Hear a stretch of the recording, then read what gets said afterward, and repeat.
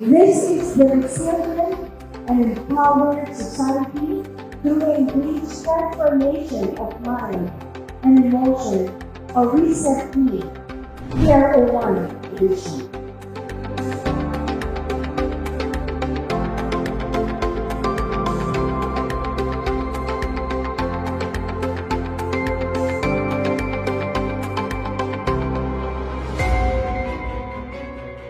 Sa ating mga participants na nagpakita ng tapang sa pag-reset ng inyong isip at damdamin. Hindi lamang ito tagumpay ninyo, kayo ang nagsisilbing inspirasyon sa ating lahat. Pinakita ninyo sa tamang suporta at pangunawa. Posible talagang na maging mas matatag at mas malakas ng isang lalaki.